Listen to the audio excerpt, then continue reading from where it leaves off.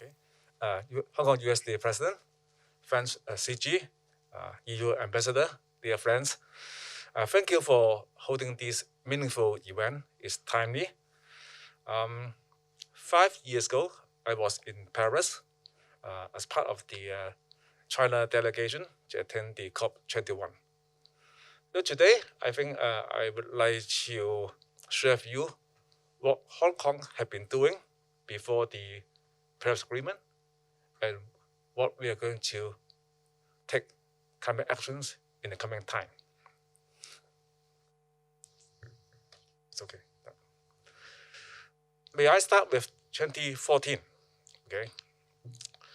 Experts should know that the pathway of decarbonization probably involves two phases, like hiking or mountain climbing, that due to economies and climate, the carbon emissions would increase over time up to a peak. Okay, so the challenge is to reach the peak as soon as possible, and then go downhill to the ground zero again as soon as possible. So there are two stages. In Hong Kong, we reached the peak of carbon emissions in Hong Kong in 2014, a year before the COP21. For comparison, in Asia, say Singapore, a comparable city, Singapore aims at reaching its peak by 2030. Okay, Hong Kong is achieved our peak 6 years ago. Okay, some other Asian economies are going to reach its peak around 2030. China, as announced by presidency earlier, mainland would like to achieve its peak before 2030. Previously, the target was around 2030. Now, before that. Okay, so to give you the context. And this picture is also meaningful. It's not taken in 2014. It's taken after the super typhoon. So you can see the trees are not strict, but at an angle. Okay, 2015 is a very important year for all of us, that with the COP21 and with the happy result, Paris Agreement. Before I attended the COP21, I did at least two things in Hong Kong. One is to publish the Hong Kong's first ever energy saving plan for Hong Kong's built environment. It's a 10-year plan, because energy saving is very important to decarbonize. We set a new target and also a roadmap for Hong Kong. The target is ambitious, higher than that agreed among the APEC economies. In fact, Hong Kong's energy intensity is one of the best in the world, even if we compare with all the APEC economies and also EU economies. I can show you later during the roundtable discussion. And then before I attended the COP21, I worked with all the departments and bureaus within the government to take stock about what Hong Kong has been doing about climate mitigation, adaptation, and resilience, so that we know where Hong Kong were, so that we can consider what should be the further actions. And then, after the COP21 in 2016, there are two important messages here. One is that I returned to the government and talked with my senior colleagues with the government that we would like to have certain institutional review. It's to set up a very high-level steering committee within the Hong Kong government. So we call this SCCC, Steering Committee on Climate Change, chaired by the number 2 within the government and attended by all the ministers.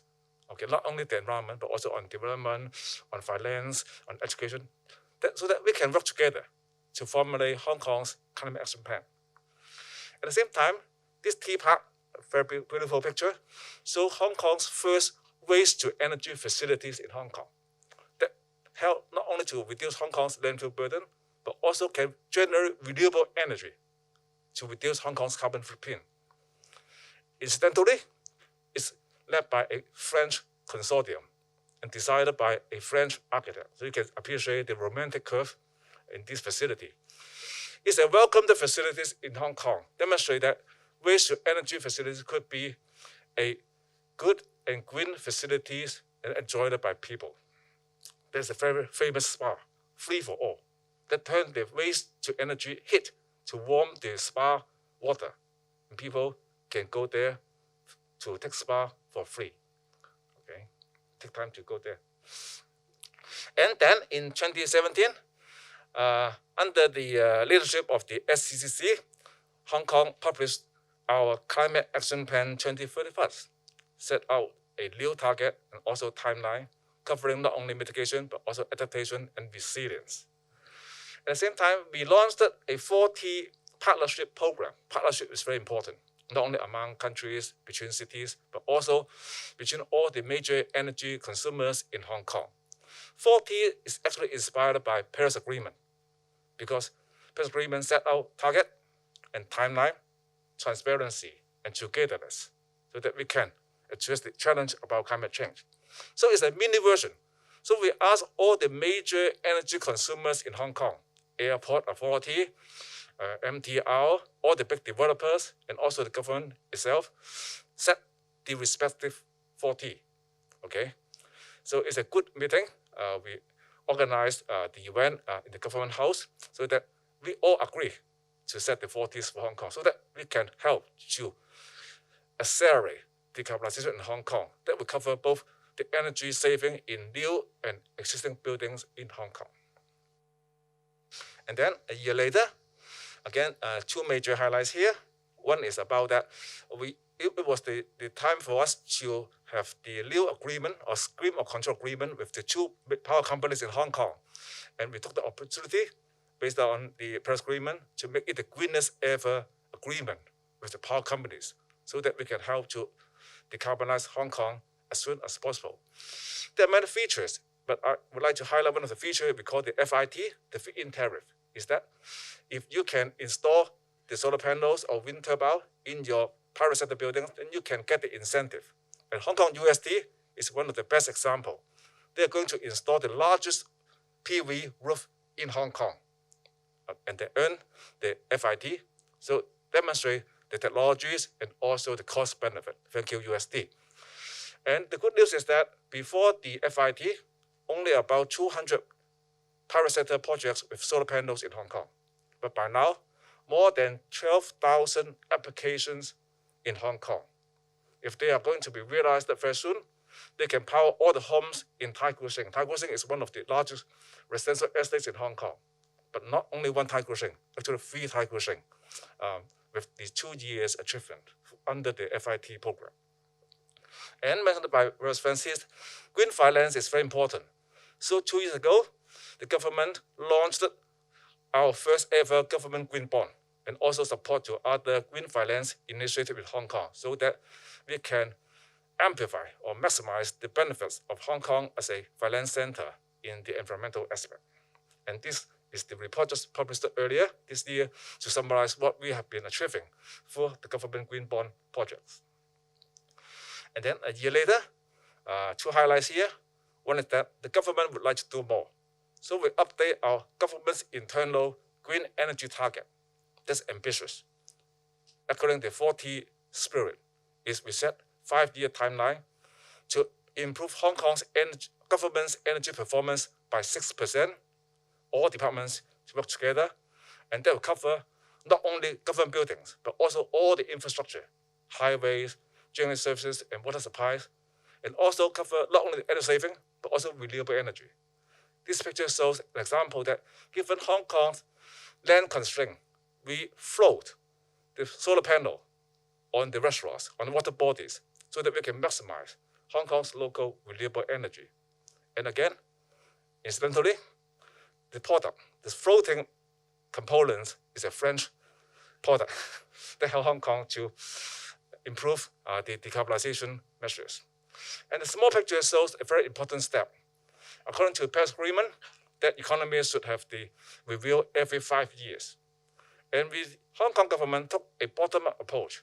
We engaged through the SDC, the Council for Sustainable Development, to engage the public. On one hand, we can educate the people about climate change. At the same time, we would like to get their opinion about how Hong Kong should update our climate action plan and also decarbonization target. Luckily, I got their report earlier before the policy address. Somehow, We all know that 2019 and 2020 were challenging years for Hong Kong to engage the public due to different reasons. Finally, we got their report.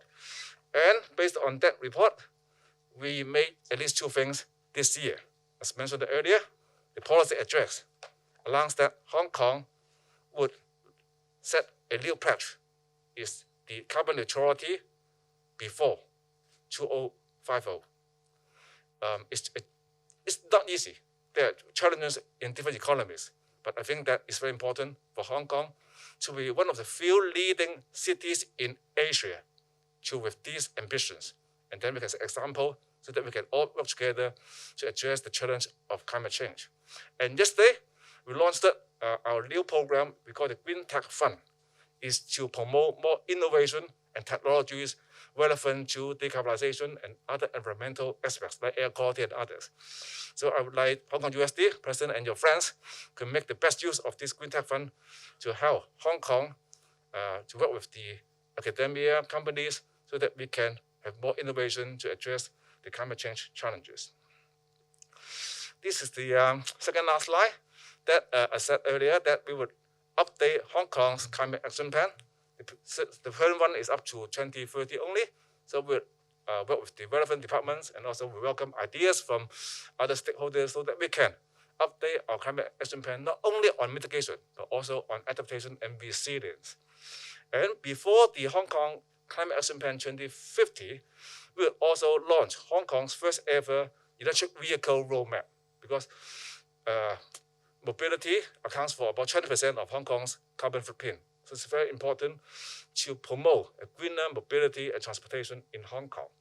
And I understand that in many European countries, they are setting the target to ban the sales of diesel and petrol private cars, say by 2030 or 2040.